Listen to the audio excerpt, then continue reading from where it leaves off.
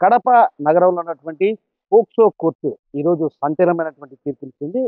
ఏదైతే 2019లో జరిగినటువంటి ఘటన రాయలసీమ ఎక్స్‌ప్రెస్‌లో ప్రయాణిస్తున్నటువంటి ఓ చిన్నారి పైన అత్యాచారం జరిగినటువంటి ఘటన. ఈ ఘటన పైన కూడా అప్పట్లో పోలీసులు కేసు నమోదు చేశారు. ఆ కేసును ఈరోజు తీర్పు వెలువరించడం జరిగింది. ఈ తీర్పు వెలువరించిన నేపథ్యంలో నిందితుడు రాంప్రసాద్ రెడ్డికి యావజ్జీవ కారాగార శిక్ష వేయడంతో పాటు 10,000 జరిమానా విధించడం జరిగింది. అదేవిధంగా ఏదైతే టీసీలు అక్కడ ఉన్నటువంటి పోలీసులు నిర్లక్ష్యంగా వ్యవహరించడంపై వారిపై కూడా శాఖాపరమైన చర్యలు తీసుకోవాలి. అదేవిధంగా బాధిత మహిళకు 10,50,000 పరిహారాన్ని కూడా అందించాలంటూ కూడా మెజిస్ట్రేట్ ప్రవీణ్ కుమార్ ఆదేశాలు జారీ చేశారు. మరోవైపు కడప జిల్లాలో వ్యాప్తంగా చిరుజల్లులతో కూడిన వర్షం ఒక్కసారిగా భారీ వర్షంగా మారింది. ఈ నేపథ్యంలో పలు ప్రాంతాల్లో కూడా జలమయమైన పరిస్థితి. అదేవిధంగా ఇతర వర్గాలు కూడా తీవ్రమైనటువంటి ఇబ్బందులు పడుతున్నటువంటి పరిస్థితి. మరోవైపు లోతట్టు ప్రాంతాలు కూడా జలమయమైన పరిస్థితి కనిపిస్తుంది. మరోవైపు వరద నీరు ఉధృతంగా పెన్నా, పాపాగి నదుల్లో ప్రవహిస్తున్న నేపథ్యం లోతట్టు ప్రాంతాల్లో కూడా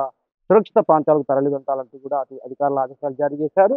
మరోవైపు అన్నమయ్య కాలిబాటలో ఏదైతే పాదయాత్ర నిషేధిస్తూ కూడా ఫారెస్ట్ అధికారులు ఉత్తర్వులు జారీ చేశారు. ఈ ఉత్తర్వులు జారీ చేసిన నేపథ్యం అంటే ఒక రకంగా వైసీపీ ఎమ్మెల్యే ఆకేపాటి అమర్నాథ్ రెడ్డి పాదయాత్ర చేపట్టనున్న నేపథ్యంలో ఈ ఆదేశాలు జారీ చేశారు. ఇది కేవలం ఏదైతే పాదయాత్రను అడ్డుకునేందుకు ఇలాంటి కుట్రలు చేస్తున్నటువంటి కూడా ఆరోపణలు చేస్తున్న పరిస్థితి.